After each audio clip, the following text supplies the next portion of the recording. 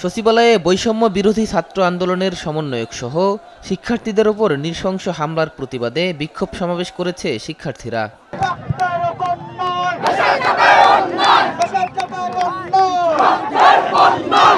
রোববার রাতে রাজু ভাস্কর্যের সামনে সমাবেশ থেকে শিক্ষার্থীরা বলেন, দিল্লিতে বসে ষড়যন্ত্র করে যাচ্ছে গণ অভ্যুত্থানের পরাজিত শক্তি।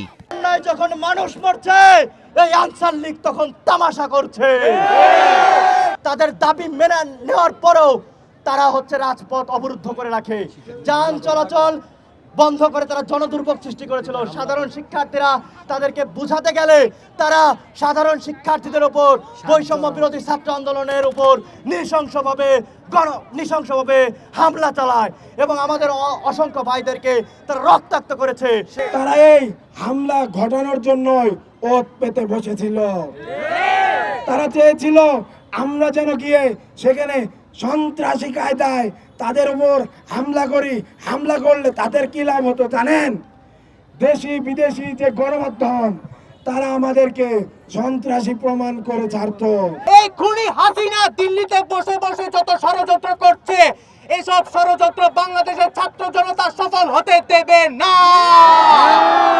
এ সময় আনসার বাহিনী বিলুপ্ত সহ 3 দফা দাবি জানান তারা। ক্লিন অপারেশনের মাধ্যমে এইসব ফ্যাসিবাদী দূষরদের, ষড়যন্ত্রকারীদের অনতিবিলম্বে গ্রেপ্তার আওতায় এনে তাদেরকে বিচারের সম্মুখীন করতে হবে।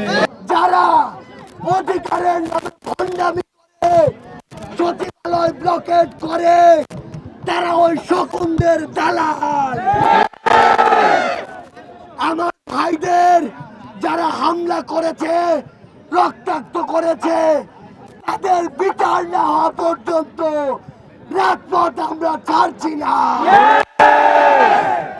শকুনদের সাবধান করে দিতে চাই, বাংলাদেশের ছাত্র জনতা 5 মিনিটের ঘোষণায় রাজপথ দখল করতে পারে।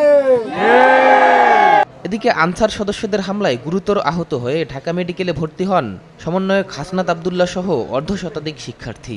পরিকল্পিতভাবে করা হয়েছে, আনালে এটা হওয়ার কোনো সম্ভাবনাই নেই, ছিল না। তাদের দাবি দেওয়া মেনে নেওয়া হয়েছে, তারপরও কেন তারা সন্ধ্যার পর ওখানে অবস্থান করবে? মধ্যরাতে আহত শিক্ষার্থীদের খোঁজ নিতে হাসপাতালে ছুটে যান বৈষম্য বিরোধী ছাত্র আন্দোলনের নেতারা। বাইরের একটা গোষ্ঠী ইচ্ছাকৃতভাবে এটা করছে। আমরা বিশ্বাস করি এরা আনসারের পোশাক পরে ফ্যাসিস্টের কিছু কুচক্রী দালালগুলো এখানে আসছিল, তাদের উদ্দেশ্য ভিন্ন ছিল, তারা দেশকে অস্থিতিশীল করতে চাইছিল। শাহেদুজ্জামান সাকিব, দেশ টিভি, ঢাকা। আমার দেশের এদিকে আইন শৃঙ্খলা বাহিনী এখনো ঠিক নাই, আমার দেশের অর্থনীতি এখনো জাস্ট দাঁড়াতে পারছে না ঠিক মতো, সরকার গঠনের 20 দিন হয় নাই। যারা একদিনে রাস্তায় নেমে সচিবালয় ব্লক করার নামে পুরো রাষ্ট্র ব্লক করার চিন্তা করে, পলিসি মেকিং ডিসিশন মেকিংয়ের ক্ষেত্রটি ব্লক করার চিন্তা করে, তাদের অবশ্যই ভিন্ন উদ্দেশ্য রয়েছে। তাদেরকে এরপর থেকে ছাত্র জনতা সচিবালয়ের আশেপাশে দেখলে যে কোনো মূল্যে প্রতিহত করবে।